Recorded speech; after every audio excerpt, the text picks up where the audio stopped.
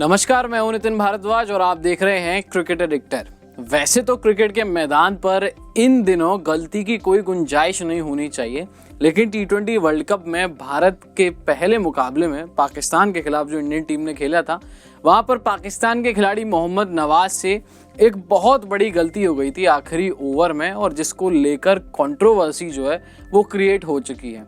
आपको बताते हैं पहले तो मामला क्या है, किन बातों के ऊपर कंट्रोवर्सी हो रही है उसके बारे में भी इस वीडियो में बताएंगे, और कुछ अहम रूल्स हैं जिनके ऊपर कंट्रोवर्सी हो रही है, उन रूल्स के ऊपर भी नजर डालेंगे।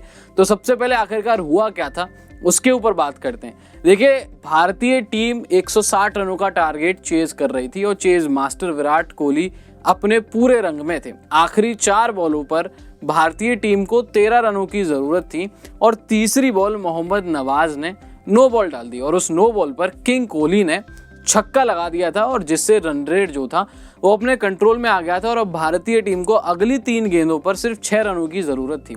लेकिन मोहम्मद नवाज ने नो बॉल के बाद अगली गलती फिर से की, उन्होंने एक वाइड बॉल फेंक दी तो भारतीय टीम को और कम रनों की जरूरत पड़ी।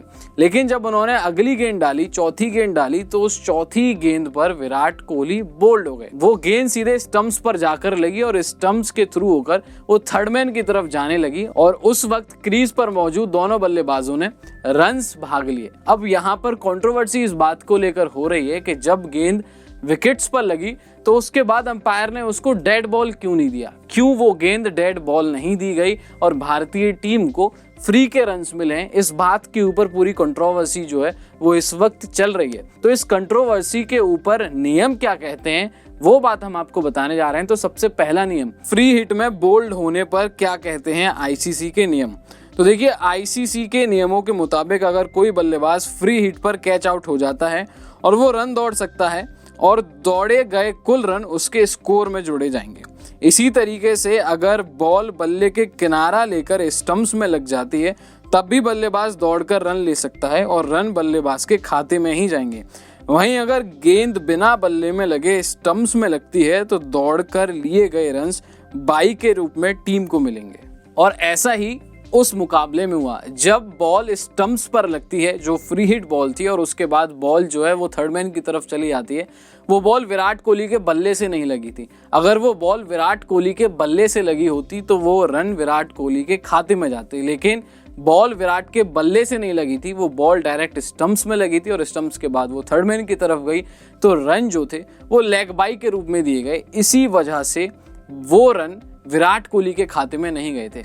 लेकिन असली कंट्रोवर्सी इस बात पर भी नहीं हुई। असली कंट्रोवर्सी हुई कि ये बॉल डेड बॉल क्यों नहीं हुई, इसके नियम क्या हैं, एक बार उन पर भी नजर डाल लेते हैं कि आखिरकार अंपायर ने इस बॉल को डेड बॉल क्यों नहीं दिया था। डेड बॉल को लेकर आईसीसी के नियम क्या कहते हैं वो एक बार जान लेते हैं। देखिए, आईसीसी के नियमावली के तहत 20.1.1 नियम के तहत बॉल तब डेड मानी जाती है जब गेंद पूरी तरह से विकेट कीपर या गेंदबाज के हाथों में पहुंचे और एक्शन खत्म हो जाए।